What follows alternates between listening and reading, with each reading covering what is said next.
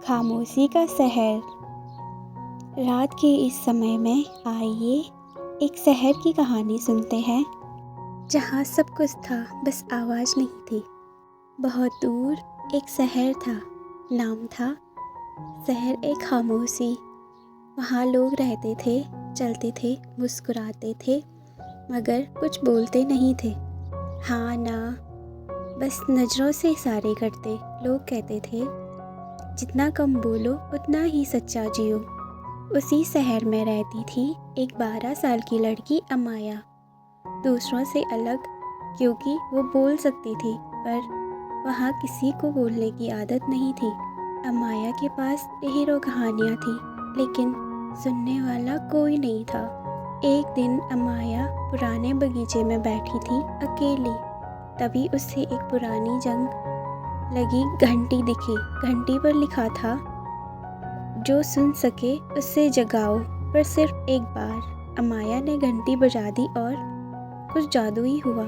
आसमान में एक उजली रोशनी उतरी और एक बूढ़ी औरत प्रकट हुई। लंबे सफ़ेद बाल, आँखों में चमक। अमाया, उसने कहा, मैं इस शहर की सबसे पहली कहानी हूँ। कई साल पहले यहाँ एक बहुत बड़ा झूठ बोला गया था, जिससे लोग टूट गए और तब से उन्होंने बोलना ही छोड़ दिया।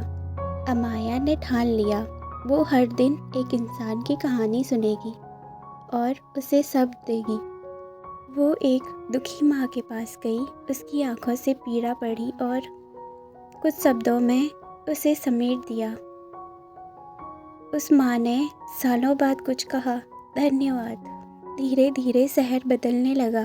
धीरे धीरे लोग बोलने लगे, पहले हल्की सी फुसफुसाहट, फिर बातें और फिर हंसी।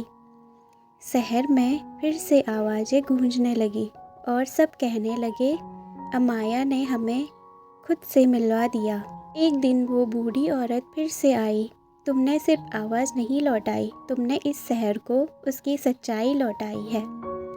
शहर ए खामोशी अब शहर ए सुनो बन गया और अमाया बन गई उस कहानी की सबसे प्यारी आवाज़।